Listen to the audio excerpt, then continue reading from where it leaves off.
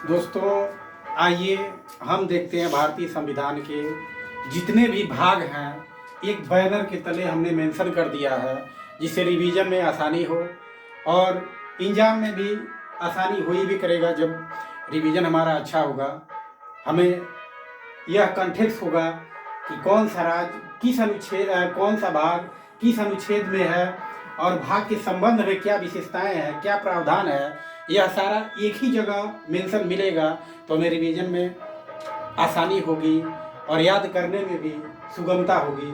तो आइए हम देखते हैं पूरे 22 भाग और 1 से 95 395 अनुच्छेद को भी हमने यहाँ पे मेंशन कर दिया। और हमने देखिए रोमन अंकों में हमने यहाँ पे मेंशन किया है, जो एग्जाम में इसी तरह से पूछता है और यही दिया रहता है। कुछ बच्चों को यह नहीं पता होता है कि यह एक्स और ट्रिपल आई का मतलब क्या होता है और एक्स भी का मतलब क्या होता है, इसलिए हमने इस तरह से मेंशन किया है कि कुछ अलग किया जाए जिससे हमें जानने में और समझने में आसानी हो। तो आइए चलते हैं हम संविधान के सभी भाग 22 भागों को एक बैनर के तले रिवीजन करते हैं। इसमें सर्वप्रथम हम देखेंगे कि भाग 1 में 1 से 4 तक अनुच्छेद आते हैं, यानी प्रथम भाग में हम 1 से 4 तक अनुच्छेद का प्रावधान दिया गया है। जो इसमें आता है संघ एवं उसके राज्य क्षेत्र, संघ के जितने भी राज्य क्षेत्र हैं 1 से 4 तक उसमें सारे विवरण दिए हुए हैं। और उसके बाद आ जाएगा वही भाग 2 में 5 से 11 यह नागरिकता का वर्णन करता है, यानी 5, 6, 7, 8, 9, 10, 11 इसमें नागरिकों के नागरिकता के प्रावधान के बारे में विशेषता बताता है। उसी प्रकार भाग 3 है 12 से 35, भाग 3 में 12 से 35 अनुच्छेद ये मौलिक अधिकार हैं, यानी नागरिकों के भाग 2 में नागरिक आ गए। अब भाग 3 में यानी क्या क्या उनके अधिकार होंगे, क्या क्या प्रावधान होंगे, यह भाग बताया गया है। यानी अधिकार भी तो होना चाहिए, नागरिक आए तो उनके अधिकार भी तो होना चाहिए कि क्या क्या अधिकार है नागरिकों के। देश में संविधान के तहत कौन कौन सा अधिकार मिला है, कौन कौन सा न्याय मिला है, फंडामेंटल राइट क्या मिला है। मान लीजिए वाद विवाद होता है तो हम कहाँ जा सकते हैं, किस न्यायालय में जा सकते हैं, इसके लिए आर्टिकल 32 आता है जो इसी के अंदर मेंशन होता है। आर्टिकल 32 के तहत हम हमारे मौलिक अधिकार का अगर हनन कर रहा है कोई सरकार हो या कोई व्यक्ति हो तो हम सुप्रीम कोर्ट जा सकते हैं। इसको मनवाने के लिए वहाँ पे हम याचिका दाखिल कर सकते हैं। उसके लिए कोर्ट हमारा फैसला करता है, कोर्ट न्याय दिलाता है कि हमारे मौलिक अधिकार का हनन न हो। यह वही है जो भाग 3 में है 12 से 35 अनुच्छेद मौलिक अधिकार यह वर्णन करता है। और यह भाग 4 में है 36 से 51 राज्य के नीति निर्देशक तत्व, 36 से 51 राज्य के नीति निर्देशक तत्व के बारे में बताया गया है। यही है, यह इसमें न्यायालय में न्यायालय द्वारा मान्य नहीं है, हम दाखिल नहीं कर सकते, हम उसके ऊपर दबाव नहीं डाल सकते कि जो 36 से 51 अधिकार दिया गया है यह कानूनी हमारी मान्य है, यह हम दबाव नहीं डाल सकते, न कि इस पर याचिका दाखिल कर सकते हैं। उसी तरह भाग 4A है 51 मूल कर्तव्य, 4A में मूल कर्तव्य को दर्शाया गया है। भाग 4A कहता है 51 अनुच्छेद मूल कर्तव्य को हमारे बताता है। फिर आता है भाग 5 में 52 से लेकर 151 संघ सरकार के बारे में बताया गया है, यानी संघ सरकार के जितने भी संसद है, कार्यपालिका है, न्यायपालिका है, राष्ट्रपति हैं, उपराष्ट्रपति हैं, प्रधानमंत्री हैं, इस सारे लोगों का मेंशन कितने अनुच्छेद में है 52 से लेकर 51 तक। 52 में राष्ट्रपति का संबोधन होता है, वहीं 63 में उपराष्ट्रपति होते हैं और 74 में हमारे प्रधानमंत्री जी का विवरण होता है। आर्टिकल 74 में प्रधानमंत्री यानी पीएम का विवरण दिया हुआ है। यानी संघ सरकार के संबंधित जितने भी हैं कर्मचारी अधिकारी, इसका सारा मेंशन हमको कहाँ मिलता है तो 52 से लेकर 151 तक यह संघ सरकार के विवरण में अनुच्छेद में हमको मिलता है। उसी प्रकार हमें 6 में यानी 6 में क्या है, 6 में 152 से लेकर 237 तक इसमें राज्य सरकार के बारे में दिया हुआ है। यानी 52 से 151 तक क्या है, केंद्र यानी स्टेट के बारे में बताया गया है, सेंट्रल के बारे में बताया गया है। वहीं 152 से 37 तक राज्य सरकार के बारे में बताया गया है, यानी स्टेट गवर्नमेंट के बारे में बताया गया है। यानी इसके बारे में मुख्यमंत्री, राज्यपाल और उच्च न्यायालय, न्यायाधीश, यानी सबका विवरण कहाँ से हमको मिलेगा? 152 से लेकर 237 तक राज्य सरकार के भीतर हमको मेंशन मिलेगा। वहीं 7 है, यह समाप्त कर दिया गया है। 7वां भाग जो है इसको समाप्त कर दिया गया, किसमें? 7वें संविधान संशोधन 1956 द्वारा इसको समाप्त कर दिया गया है, 7वें भाग को। यही 7वां भाग क्या है? हमारा 7 मूल कर्तव्य था। जो 7 मूल कर्तव्य था इसी को समाप्त कर दिया गया है। भाग 8 में 239 से 242 तक यह संघ राज क्षेत्र के बारे में बताता है।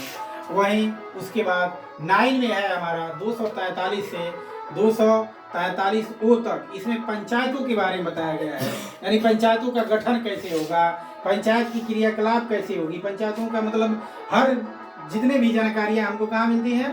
तो 243 से 243 ओ तक ये पंचायतों के बारे में विवरण दिया हुआ है। उसी प्रकार हम देखेंगे 9A में 243 पी से 243 जेड तक इसमें नगर पालिकाओं का व्यवस्था दिया गया है। यानी पहले पंचायत यानी ग्रामीण स्तर पर, फिर नगर पालिकाएं यानी शहरी इलाकों में कैसी न्याय व्यवस्था होगी, क्या क्या वहाँ पे कैसे कैसे मतलब व्यवस्था संचालित होगी वहाँ की नगर पालिका की, उसके बारे में मेंशन दिया है। 243 पी से 243 जेड तक नगर पालिकाओं के बारे में मेंशन किया हुआ है। उसी प्रकार 9B में 243 सहकारी समितियों के बारे में दिया हुआ है, जो 2011 में इसको क्रियान्वित किया गया था सहकारी समितियों को। जो 243 के बारे में अनुच्छेद 243 इसी का मेंशन, इसी का विवरण, इसी की जानकारी हमको देता है। उसी प्रकार 10 है 244 अनुसूचित जाति और जनजाति के बारे में बताता है। यानी भाग 10 जो है वह अनुसूचित जाति और जनजाति के विषय में हमें मेंशन जानकारी देता है कि इन कास्ट के, इन वर्गों के लोगों के बीच में क्या प्रावधान संविधान द्वारा दिया गया है, कैसे कैसे मेंशन किया हुआ है, यह हमको मिलता है भाग 10 में।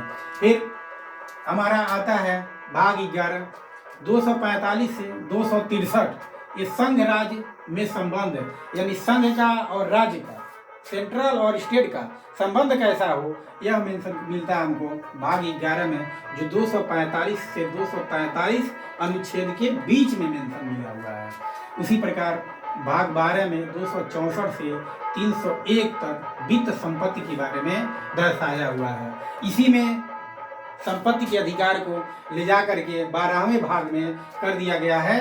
301 के तहत वित्त संपत्ति के अधिकार को यहाँ पे मेंशन कर दिया गया है, जो यह अब यानी व्यक्तिगत अधिकार न रह गया, यह संपत्ति कानूनी अधिकार से। उसी प्रकार भाग 13 में 301 से 307 व्यापार और वाणिज्य के बारे में इसमें मेंशन किया हुआ है। यानी भाग 13 में 301 से 307 तक यानी कैसे व्यापार होगा देश में, किस तरह से वाणिज्य व्यवस्थाएं होंगी, इसके बारे में मेंशन किया हुआ है। उसी प्रकार भाग 14 में दिया हुआ है 308 से 323 तक संघ और राज्य के अधीन सेवाएं, यानी संघ के अधीन सेवाएं कौन से हैं, जैसे हम तैयारी करते हैं यूपीएससी के बारे में दिया हुआ है। और स्टेट के बारे में यानी संघ एवं राज्य की अधीन सेवाएं, स्टेट के बारे में यूपीपीएससी होता है जो पीसीएस लेवल का, उसके बारे में मेंशन किया हुआ है। फिर आ जाएंगे हम आर्टिकल 14A में, इसमें 323 से 323B तक ये अधिकरण के बारे में दिया हुआ है। उसी प्रकार हम आ जाएंगे 15 में, भाग 15 में 324 से लेकर 329 तक यह निर्वाचन के बारे में हमारे प्रावधान करता है। यानी जो निर्वाचन प्रक्रिया है वो किस प्रकार चलेगी, किस तरह से सुचारू रूप से संचालित होगी, वह सारे आर्टिकल कहाँ पे दिया हुआ है? 324 में। 324 में निर्वाचन के प्रावधान को बताया गया है। और यह भाग 15 के 324 से लेकर 329A तक मेंशन दिया हुआ है। उसी प्रकार भाग 16 में 303 अनुच्छेद से 342 अनुच्छेद तक कुछ वर्गों के विशेष उपबंध दिए गए हैं, जैसे शेड्यूल कास्ट के वर्गों के लिए कुछ यानी विशेष वर्गों के लिए, जैसे उनकी आर्थिक स्थिति को देखते हुए एक प्रावधान बनाया गया है कि उनको विशेष पैकेज दिया जाएगा राज्य सरकारों द्वारा या केंद्र सरकारों द्वारा। उनके बारे में, उनके विषय में कुछ विशेष उपबंध बनाए, व्यवस्थाएं बनाए, जिससे उनका भी जीवन यापन सुचारू रूप से चल सके। फिर आ जाएंगे हम भाग 17 में 343 से 351 तक। इसमें राजभाषा के बारे में बताया गया है कि राजभाषा हमारी क्या होगी।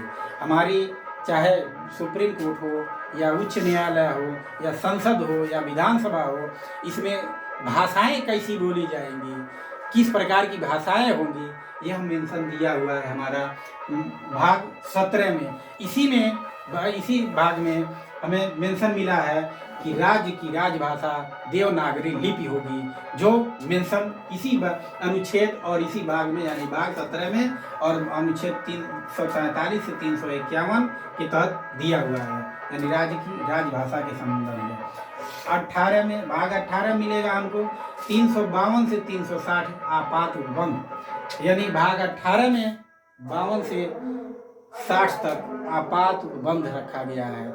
यानी जब स्टेट में या राज्य में सरकारें चलने में विफल होगी तो वहाँ पे केंद्र अपना हस्तक्षेप कर सके, राष्ट्रपति शासन लगा सके, यानी सरकार की सारी शक्तियों को अपने अंदर कैप्चर करके अपने अनुसार चला सके, इसलिए आपात उपबंध का प्रावधान किया गया है।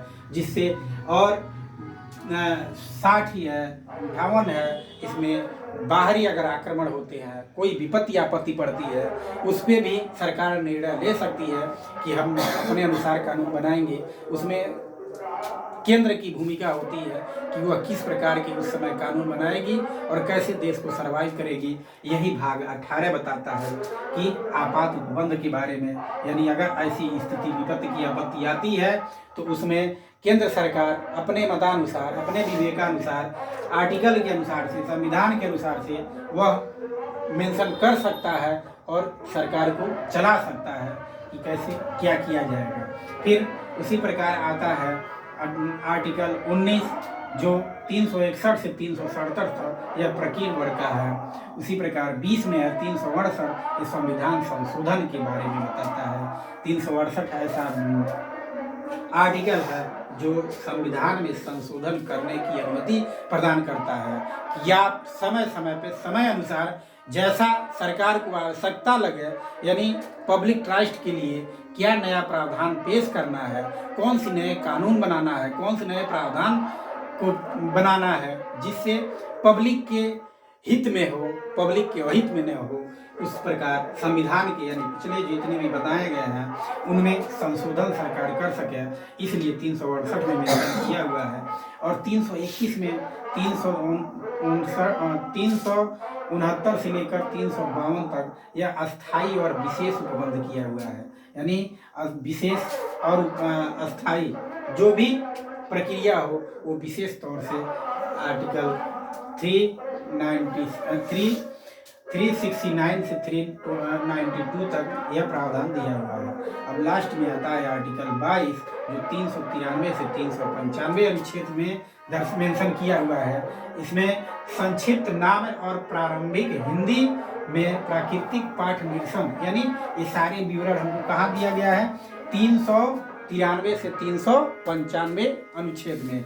यह अनुच्छेद विद्यार्थी दरकिनार करते हैं, ये तो लास्ट में नहीं पढ़ता है, लेकिन आयोग की मंशा क्या जाने, अभी कुछ ही साल पहले यह पूछ लिया गया था कि 395 में आर्टिकल 395 में आयोग के एग्जाम में पूछ लिया गया था कि क्या मेंशन है, क्या है आर्टिकल 395 में। तो इसी प्रकार हमने सारे भाग को और सारे अनुच्छेद को आपके सामने मेंशन कर दिया, जिससे कम समय में रिवीजन के लिए आसानी हो और याद करने में भी हमें कोई दिक्कत ना हो, बोरिंग ना महसूस हो। इसलिए हमने एक बैनर में और एक क्रम से हमने सजाने का प्रयास किया है, जिससे सभी बच्चों को रिवीजन में आसानी हो और रटने में भी। इसी तरह बने रहिए हमारे चैनल पे, इसी तरह हम छोटे छोटे वीडियो के माध्यम से आप लोगों के बीच में लाते रहेंगे और मेंशन करते रहेंगे। देखते रहिए